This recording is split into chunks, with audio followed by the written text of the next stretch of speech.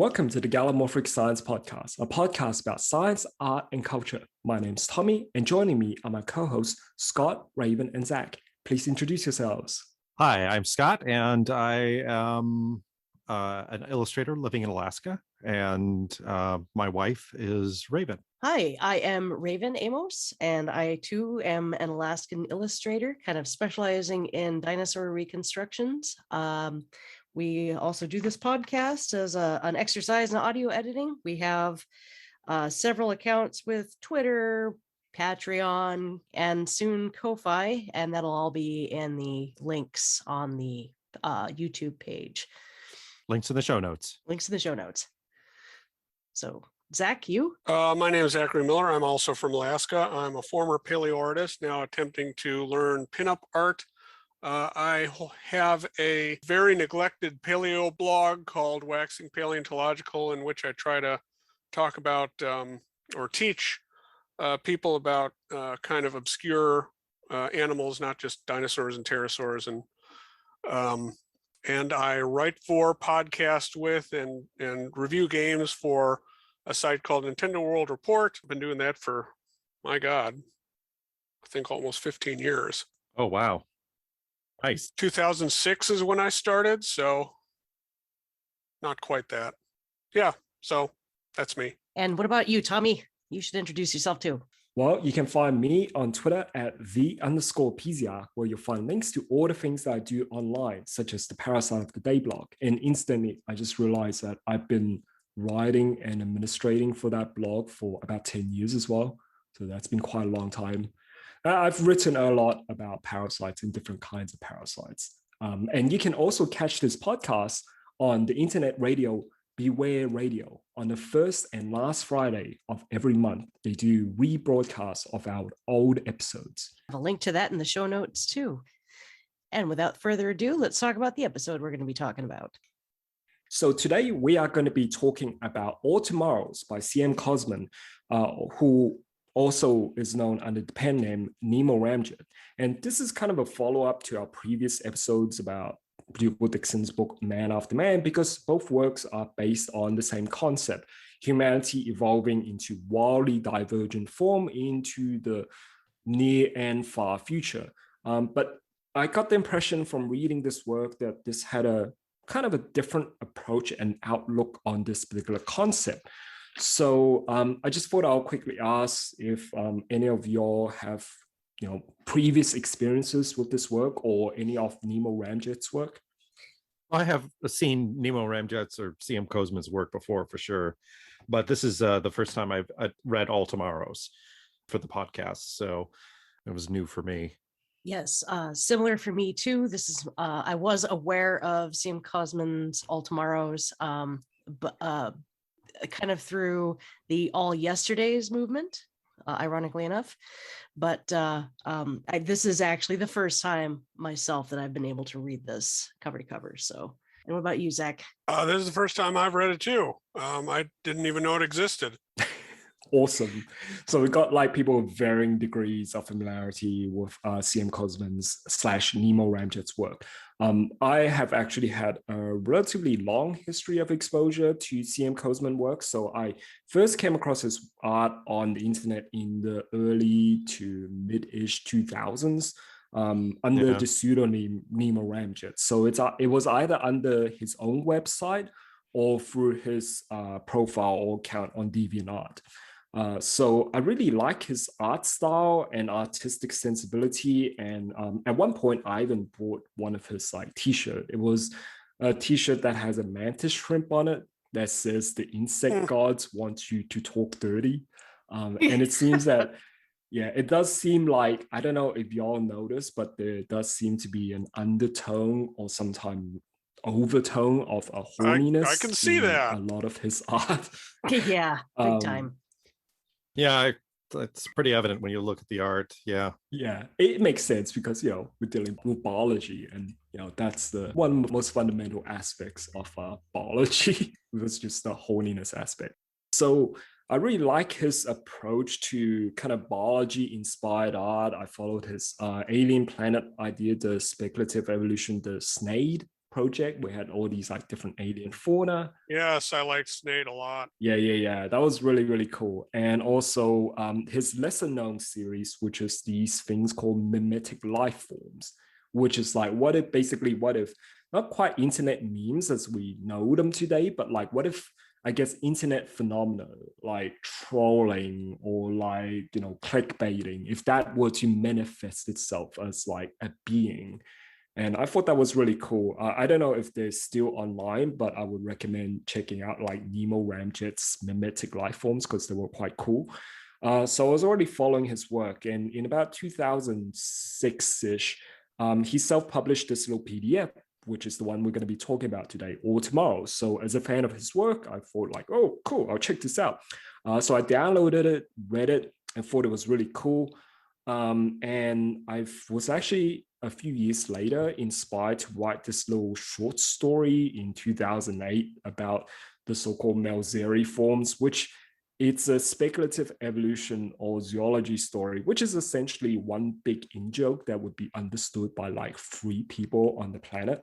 So I never really published it online, but I kind of revisited this work for the purpose of this podcast more than 10 years later, and I think I actually liked it even more now. So what were you guys' impression about, All Tomorrows? So basically my impression is it's a really elaborate art project, obviously. Mm-hmm. And the interstitial supports for the illustrations are very brief, but rather compelling overall. So yeah, it's kind of strange looking at these images and seeing sort of like the creases in a human hand as part of the background, and then it is overlaid on top of that, being sort of wowed by a lot of the direction the artist chose to go with the subject matter. How about you, Raven? Okay. So whereas I found Dougal Dixon's Man After Man comparatively to be so static and kind of depressing, Tommy and I are kind of on the same page as this. This was a lot more, I won't say uplifting, but it did seem to have a bit more of an optimistic view of the future. Maybe not optimistic, but like hopeful. Yeah, as you put it one time, Tommy, hopeful. But there's still, not to say there isn't plenty of like, oh my god, downer stuff in there, like humanity going extinct because of interference by something called the quack. Spelled the quack. The quack. It's spelled QU, so you can only imagine what it would sound like being spoken through an alien language. So I kind of like this book where it's a little less bounded, I want to say, because it seemed like everything that happened in Dougal Dixon's book Man After Man, which is what we're kind of comparing this to, is it's all set on planet Earth. It is so stagnant and whatnot. And even though Dougal Dixon uses genetic engineering as kind of a backdrop to what's going on in his story, it's like Koseman takes it and makes it a little better, I think, just with his his descriptions of genetic engineering and stuff.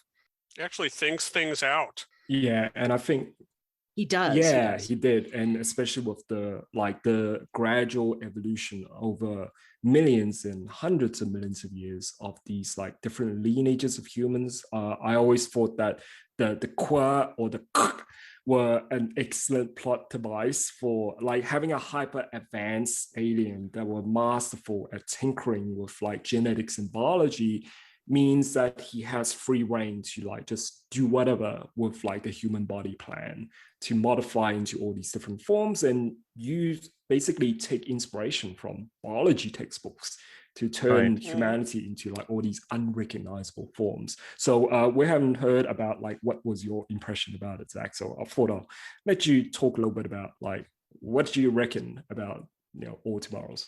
Well, I admittedly only skimmed the text. I was really much more compelled by the pictures because they are so imaginative. I don't like Lord, I'm trying to think of my favorite picture from here, and I think it's the I mean, it's an early one, but it's like the worm people, that Oh they could yeah, just have the worm Yeah. people. such a devolved form of human that's at the same time very like practical in a way.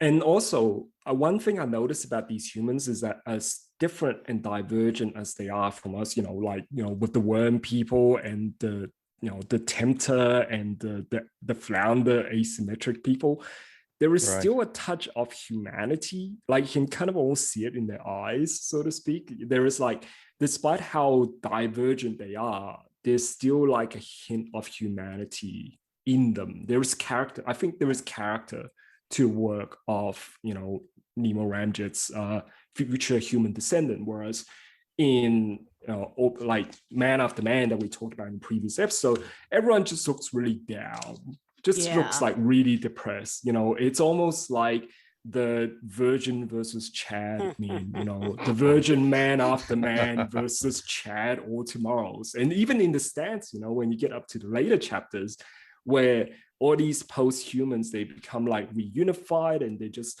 living life and having a society and doing fun stuff, I think one of the future humans even look like the Chad from that just meme. a bit. Yeah. Oh, one thing I do want to throw in here too that I forgot to in the last episode. It is kind of both are kind of prescient, right? Commentaries on like what we're going through right now as far as a species, but I think with Man After Man, it's like more of a commentary on how humans seem to be intolerant of any other species other than those they deem to be useful, and that's why. Yeah. And I don't get that impression with this book, All Tomorrows. I think that animals in Man After Man were just described as like foodstuffs for the post-humans. And here it was like, yeah, there's actual animals that they have interactions with other than like, I'm going to eat you and kill you and all this stuff. Because I feel like All Tomorrows really revel in the diversity. Like I remember talking about this with you, Raven, in one of our hangouts, that like Dougal Dixon's kind of like messaging through this book, through his book Man After Man, seems to be like, this could happen to you. And whereas like C.M.Kosemen's All Tomorrows is like, hey, this could happen to you. Yeah. You could be something completely different from like basic humans. So they both like have the same, I guess, message, but like the outlook of that is like, hey, you might be really divergent and different. You might look like a worm or snake or whatever, but hey, you're still people. We still recognize the humanity in you. Which is not the case with like Man After Man, where everyone looks constantly depressed. Right. And like you have these brief glimpses of like, well, that does look like a person, but I'm going to kill him anyway, which I guess, yeah, okay. That's the downer way to look at humanity. Sure. The other thing that I really also enjoyed about All Tomorrows, especially in the initial radiation of the different human lineages, so to speak, right after the conquest by the Kwa, of humanity and start like meddling and turning into all these different forms, is that they're all, I guess, what I would call evolution or biology in-jokes. And this is more a better example of like in-jokes in biology or science than, say, the stuff that were mentioned very briefly in Alien Planet, because almost one-to-one, every single one of them, with a few exceptions, I could point to like, oh, this is a direct reference to this actual living thing that have evolved to live this particular way. So I guess, for example, Zach, you mentioned the worm people that eventually evolved into the snake people. I think, Nemo Ramjet was making a reference to the hypothesized evolution of snakes, evolving from fossorial legless lizards into eventually evolving into snakes. Oh, sure. Yeah, and you have like the tool breeders, which were based on like either whales or fish. You have them kind of evolving so that they have these mutualistic relationship with various kind of life forms, which is a thing that fish does in the ocean. They have like mutualistic relationship with various kinds of invertebrates, like sea anemones and like cleaner shrimps and stuff like that. You have the tempter, which is probably one of the most modified looking thing with extreme sexual dimorphism. I think the thing that most people would probably think of would be the deep sea anglerfish, where you have like the little males that attach on the female and shrivel away. But I think the actual animal that, at least to me, I think the actual animal that this is based on is probably the green spoonworm, which has this really bizarre kind of sex determination where they're born as like, sexless larvae, and depending on what kind of environmental conditions they encounter, they either turn into a ginormous female or they turn into a male. Basically, the larva will go drifting in the sea, and if they settle down onto the sediment, they'll grow into a female. But if the larva comes into contact with adult female, there is a chemical on the female that masculinizes the larva so that the larva turns into a adult male, but it stays small and it gets sucked into the body of the female and just acts as like a sperm donor.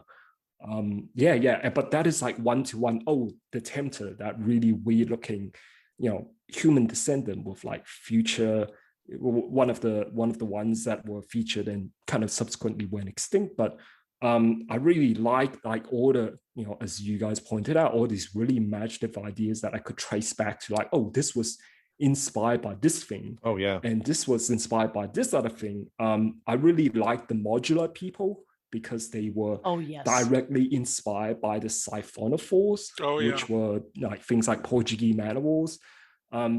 These animals don't have organs because they're diploblastic animals. They don't have the level of complexity to form organs. So in the case of like Portuguese man-o-wars and Siphonophores, they kind of bound themselves together into a colony, and they differentiate into like, gastrozooids and like dactylozoids, which performs different function for the colony. And that is direct one-to-one of what the modular people are based on. And like, that's the aspect of All Tomorrows I really love, that like, oh, I could point to these human descendant and point to a thing that actually is like inspired by nature, as opposed to like something like Man After Man, where you have like telepathic freaking people. Yeah. Now, something I read in the Dougal Dixon interview that he did with Dr. Darren Naish a few years ago, I think that was 2014. Now, it almost seemed like he didn't have as much control over Man After Man as he did some of his other books, and like he actually had to go in and like tell Philip Hood, you gotta rein it in, dude. Like, this is way off the mark. And like he actually talks about how he decided, okay, I'm going to do some pencil drawings, and all you're going to do is you're going to ink them and you're going to color them, and that's it, buddy, on some of them. And I don't know how much of that actually translated into the book or what, but I don't know if it would have made it better or worse, because exactly, judging from like the material that were there. So I really like this particular work. Like when I first read it, I thought it was like, oh yeah, this is pretty cool, I'll give it like 7.5 out of 10, maybe even 8 on a good day. But I think upon reading it, I think I would actually elevate it to probably one of the like highly most memorable of science fiction work that I've read, because it is done very much in the tradition of these like epoch galaxy spanning like big sci-fi spanning across like hundreds of millions of years and across galaxies, as opposed to the extremely claustrophobic scale of Man After Man by Dougal Dixon. I wouldn't go 5 million years claustrophobic per se, but there's no question that All Tomorrows is much more expansive. So yeah. Well, when you're talking about like, if you're going to write a book about evolution, I think 5 million years is extremely constraining. Considering the time scale that Dougal Dixon has previously worked with, like for example, After Man, 5 million years. But it kind of cheats that, doesn't he? Because a lot of those critters start out as genetically engineered. Yeah. He very much does. And I like how the other thing that differs is that like in Man After Man, after the these modified humans from the star came back to Earth and they decided to exploit it, a very different thing happened in All Tomorrows, because by that stage humans are so heavily modified and so different. This is like 500 million years after the Qua invasion. And so humans are just completely unrecognizable from the basal form. And, it was one single researcher that go, oh, look, this is Earth. And it was just kind of a little kind of intellectual curiosity thing. You had a few people who came and visited Earth, made their pilgrimage after 560 million years. But it would be kind of like us visiting the Burgess shell or the Maotan Shan shells. That is like, oh yeah, that's cool. But hey, life moves on. Earth doesn't hold a center place anymore for these people, and nor should it really. I would imagine it would be like one of us going back to that place where we were born, the hospital, and going, "Yeah, this is nice. Bye." Assuming it's even there anymore, but yeah, right, yeah, exactly. I would say this is more like visiting the Burgess shell, I reckon. Yeah, or maybe finding the patch of swamp where like Tiktaalik initially crawled onto shore. Right. Because they don't even if they look at humans like us, they wouldn't even recognize us. It would be like us looking at Pikea. It's like, well, okay, this is really, really different. But I mean, spoilers, the story does end in like humanity's extinction, that after, about 1 billion years of adventure all over the galaxy, humanity kind of disappeared. And it was revealed that the narrator of this particular story was like an alien archaeologist who was looking through the, records of humanity and trying to trace, how humanity come to be. And, despite the fact that, it seems that the story kind of ends on a bit of downer, I actually found it to be quite a hopeful and optimistic message, because it's basically saying like, what's important is now. Don't cling to the past, don't cling to like some kind of fixed idea of how things should be just kind of embraced and like live life. And I feel like this, flow. Go with the flow. Like what's important is now, don't get too hung up on like how things are or should be. And that's why I feel like it is such a more optimistic book, because like with Man After Man, at the end of Man After Man, it's just like, what am I supposed to take away from this? Extinction would have been a mercy is what I took away from that. It's like, what? That's me too, yeah. And I think with All Tomorrows is like, it's basically saying like, extinction didn't really matter, because we had that 1 billion year where, things were good, I know it sounds like a Hallmark card thing, but it's the whole like, don't be sad that it's over, be happy that it happened. And I think that would be the tagline for like All Tomorrows. It's like, hey, Although all Tomorrows ends rather depressingly as well, because one kind of species of human basically becomes the Borg and wipes everybody out, except for one or two races which proliferate themselves. Well, that was a thing that that repeats throughout the entire history, that you have like conflicts and species wiping out. And I think what Nemo Ramjet was trying to capture there is kind of comparable to like mass extinction events, because this is a story that spans over like geological ages, over hundreds of millions of years. And I think that's what he was trying to make like reference or parallel to. And like I said, the gravitals, which were, the Bogs, they were ultimately defeated by the space people, the astromorphs. And then humanity went on to like, rebuild and thrive for a while until they, eventually scattered and disappeared for whatever reason, and was found by these, alien archaeologists, or even this particular alien archaeologist who's narrating the story. But the thing is that, well, look at all the cool shit that they managed to do, even despite all the bad stuff that also happened as well. True. And I do like that it ends on kind of that twist. Yeah. Yeah, I like how this book, Man After Man, kind of seemed like two sides of the same coin, and not just because of the fact that they cover the same kind of subject matter, but like you said, it's completely different outlook on future of humanity, and a more of an optimistic and upbeat view, I guess, if you want to call it that, than Dougal Dixon's work. And almost I kind of like the hedonistic aspect of C.M.Kosemen's work compared to the more conservative, subdued almost like icky sex type kind of outlook of man after man. That Well, in Man After Man, like, I don't know if you remember this, but there was this whole part about like these high techs trying to mate, and it was about like, Yeah. only 10% of the mating result in successful outcome or something like that. It's oh like, no, I killed another just- girlfriend. I gotta do drugs now. I just feel like there's like a shadow of like Shinzo Abe floating over that. Just a bit. But like, Abe. is this like the premonition to Darling in the Franxx? It's like, but like, yeah. So funny you mentioned like the hedonistic aspect, because Nemo Ramjet, he came up with like the hedonist species, which is basically like thoughts empty, just vibes. Exactly. Yeah. And I think he really reveled in the diversity and really accepting of like all these different, it's like, hey, some of them look really wacky to us, but they're people and they're living life, and they're fine. It's a lot more accepting. Whereas with Dougal Dixon's Man After Man, there's always a tone of like, oh, look at how far humanity has fallen. Look how weird and wacky they look now. Look at this freak show.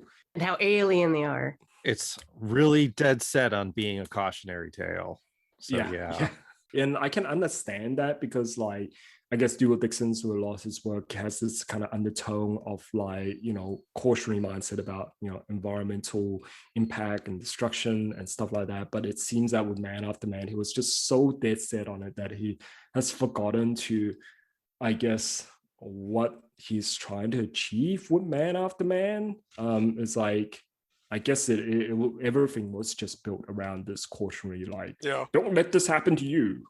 And structurally, with Mimo Koseman's book All Tomorrows, it seems like when he's talking about each post-human species, it's almost like the post-human species is a facet of humanity. It focuses on a single facet of humanity. Like you have a hedonistic group, you have a group that is like the ruin stalkers, that is like they're more xenophobic, at like the bug facers are more xenophobic, and they don't tend to want to have anything to do with the rest of humanity as a whole.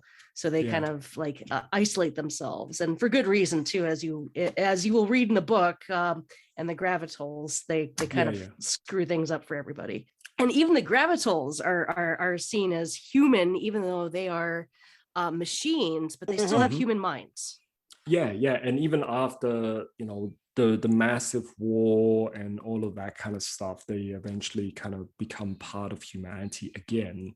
You had that really striking image of that post-human kind of embracing that gravitol being that looks almost kind of like a tombstone thing. That was so cool. I love that.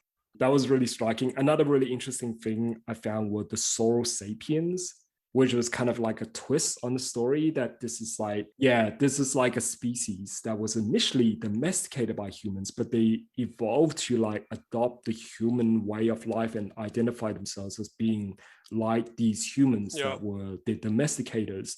And this is kind of reminiscent of like dogs. Like, dogs kind of see themselves as like people. They, identify themselves more with humans than with like other dogs. And I thought that was a really interesting touch. And like, I think that's the thing that I really liked about All Tomorrows, that you have all these different ideas that like, you can point to the inspiration that are found in actual biology that led to this, I guess, really wonderfully bizarre and surreal works. And for whatever reason, this became really popular in the middle of this year, 2021. I guess people started making memes about it and then videos about it. And I thought it was really cool to see like the sudden resurgence in this work that otherwise would have been, in some forgotten corners of the internet. Right. And, at the same time, it's kind of funny that it's popular in a different way than Man After Man, where Man After Man is just like, holy cow, this is so weird. It's meme fodder now. And this is also meme fodder, but in a different way. It's like, I don't know. Man After Man was like you said, Scott, a cautionary tale of like, oh my God, look what we're going to become. And And this is look at where we could go. That's okay. Yeah, exactly. Like it's a very post-human kind of a idea, like very post-human approach to science fiction. It's like we should not be bound by our bodily beings as we are now. Look at all the different directions that we could go, and look at all that's in front of us in the universe. I also like that all tomorrows, like all Man After Man, clearly does not think there's anything else in the universe, but all tomorrows says, oh, there's the Qua, and there's this group that eventually discovered, wrote this book, and it allows for outside intelligences that I appreciated, and that there are other things in the universe. It's not just people, it's not human specific, which I appreciated. Yeah, that's right. And the book is more of a love letter to biology than it is a cautionary tale, which I approve of. Yes. That's absolutely the feeling that I got from reading this book, because like I said, each one of these post-humans, especially immediately after the conquest by the Qua, I can point one to one, like, oh, this is based on Siphonophores, this is based on spoonworms, this is based on this and that. And many of this inspiration is only possible if you're someone who reads relatively widely about biology and accepting of the variety in biology, as opposed to what I said about Dougal-Dixon not knowing anything about animals outside of the subphylum Vertebrata. Right. So yeah, it does. Yeah, you're right, Raven. It does feel very much like it's a love letter to biology and evolution and the possibilities of evolution. Right. Unbounded and cosmic is what I have here in my notes, as compared to kind of bounded and static for Man After Man. Yeah, that's right. It's a story that takes place over like that, unravels over the course of like about 1 billion years, all the cosmics happening that could happen in that particular period of time. And also the little bit where eventually these future humans encounter another alien species on more peaceful and equal terms. And, he mentioned how that these are amphicephalus. It mentioned in passing, but it was really important that he mentioned this. He said, like, these guys would have had also very convoluted evolutionary paths, just as convoluted as these post-humans are. So we probably don't know like how they look like, 500 million years ago. We probably won't even recognize them as being the same thing. And this is kind of what the work is driving at. It's just like, look to the future, don't get too hung up on being like the one thing. Right. And I mentioned in the previous episode too about how Man After Man had a very lasting and still has lasting influence on speculative evolution and stuff. I think Koseman kind of takes this like just to the next level. And it's like we mentioned Stephen Baxter's novel Evolution as well. And it's like even Stephen Baxter's Evolution kind of is a downer. And it's like, I wonder if Koseman actually read Evolution, since it came out in 2003, and said, this is such a downer. But it's got such cool concept like sapient ornithomimosaurs and that kind of thing. Yeah, that's in Evolution. It's a very great novel, Zach. You should probably read it. They also had those like Sarlacc rats in one of the last chapters about like Earth 500 million years from now, and these predatory rats that are basically like the Sarlacc from Star Wars. That's cool.